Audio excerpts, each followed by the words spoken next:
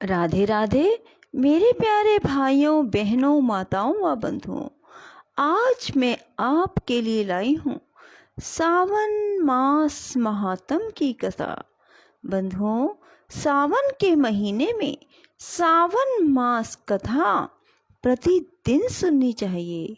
बंधुओं, वैसे तो सावन मास में प्रतिदिन सूर्योदय से पहले उठकर स्नान करें और फिर अपने नित्य कर्म करें और सावन मास महात्म की कथा सुने।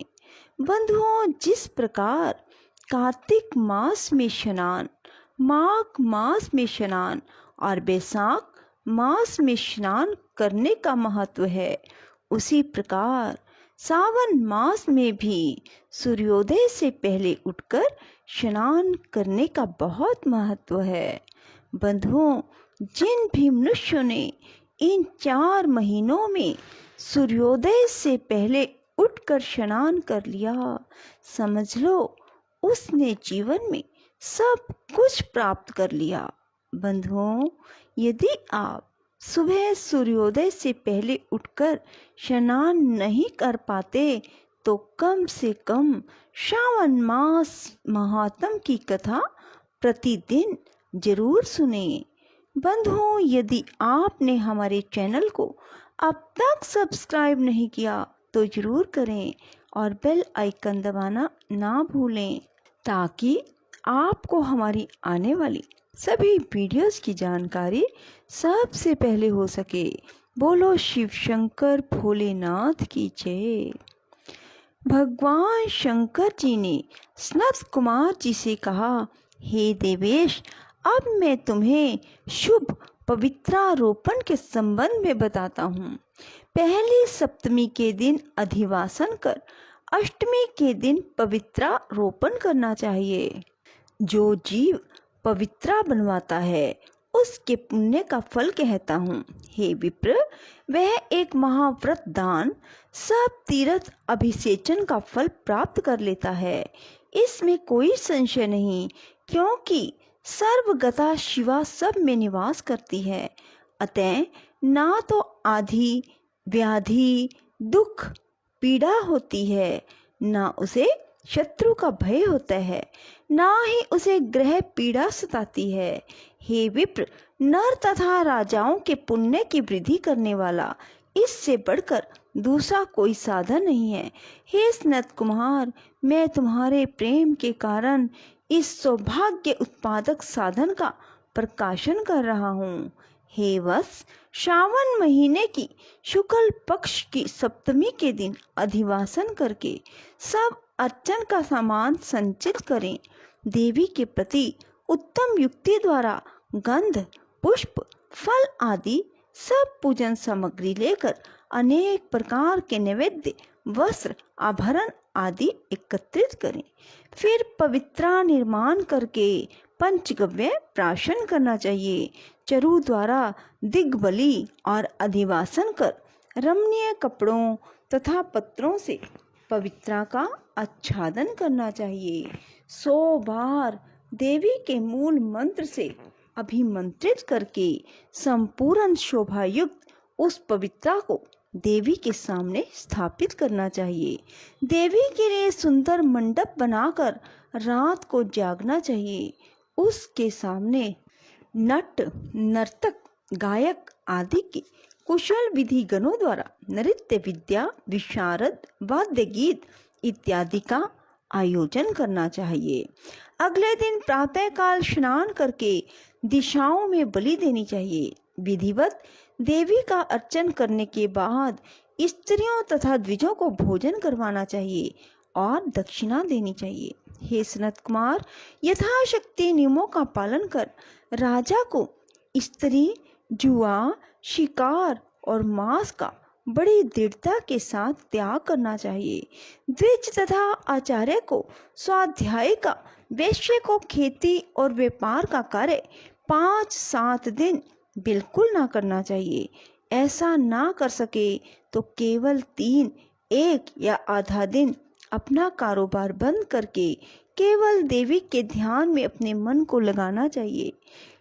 जो ज्ञानी सविधि पवित्रारोपण नहीं करता, हे वत्स, उसका पूरे वर्ष भर अर्चन निष्फल जाता है। मनुष्य को भक्ति द्वारा देवी प्रायण होकर प्रति वर्ष शुभ पवित्रारोपण करना चाहिए। करक अथवा सिंह का सूर्य हो जाने पर श्रावण मास के शुक्ल पक्ष की अष्टमी के दिन देवी के लिए पवित्रारोपण करना चाहिए। इसे ना करने पर दोष होता है, क्योंकि यह नित्य कर्म है। श्री सनत कुमार जी ने पूछा, हे महादेव, आपने जो पवित्रारोपण कहा है, हे प्रभु, इसके निर्माण की विधि ठीक तरह से मुझे बतलाइए।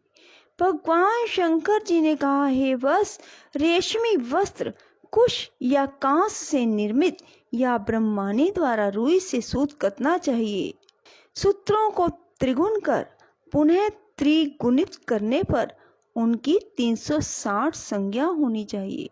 360 सूतों को उत्तम, 270 को मध्यम और 180 सूतों को अधम कहा है। 100 ग्रंथि का उत्तम, 50 ग्रंथि का मध्यम, 16 ग्रंथि का पवित्रा कनिष्ठ होता है, या 6, 3, 4, 2, 12, 24, 12, 8 ग्रंथि का कनिष्ठ पवित्रा होता है। देवी प्रतिमा की नाभि तक सीमित पवित्रा कनिष्ठ, जांघ तक मध्यम, जानू तक की पवित्रा उत्तम होती है। उस पवित्रा की सब गांठों को केसर से रंगना चाहिए तथा सर्वतोभद्र वेदी पर देवी का अर्चन करके देवी के सामने कलश या बांस पत्र पर पवित्रा रखनी चाहिए। 3 सूत्रों में ब्रह्मा, विष्णु, शंकर का आवाहन करना चाहिए।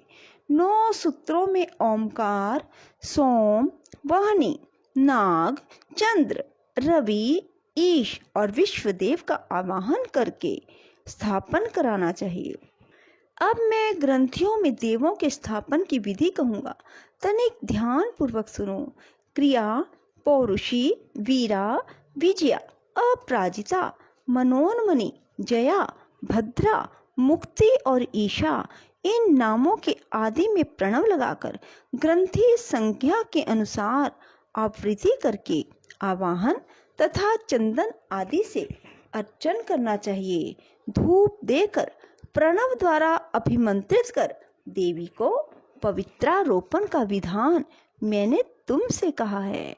जिन दूसरे देवों को प्रतिपदा आदि तिथियों में से पवित्रारोपण करना चाहिए, उन देवों को मैं तुमसे कहता हूँ: धनद, श्री गौरी, गणेश, चंद्रमा, गुरुजन, भास्कर, चंडिका, अम्बा, वासुकी, ऋषि, चक्रपाणि, अनंत, शिव, ब्रह्मा और पितृ, इन देवों का प्रतिपादन आदि तिथि में करना चाहिए।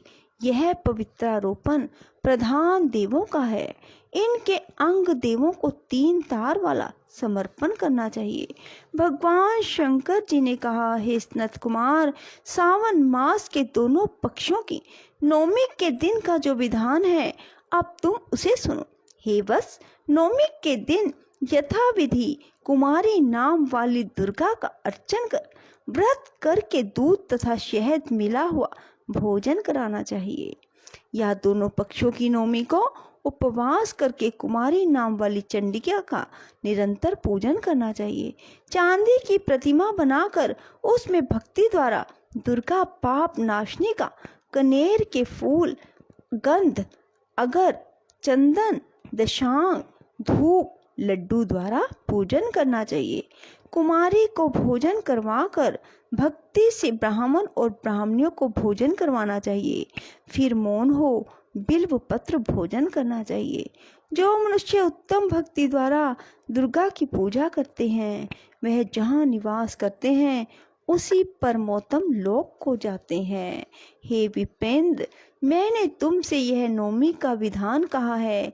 यह प्राणियों के सब पापों को नष्ट करने वाला, पुत्र पौत्र आदि की वृद्धि करने वाला, सब संपत्तियों को देने वाला और अंत में सद्गति को देने वाला है। बोलो शिव शंकर भोलेनाथ की जय, माँ दुर्गा की जय। राधे राधे, जय श्री कृष्णा। बंधुओं, यदि आपको हमारी वीडियो पसंद आए तो इसे लाइक करें और शेयर भी जरूर करें। धन्यवाद।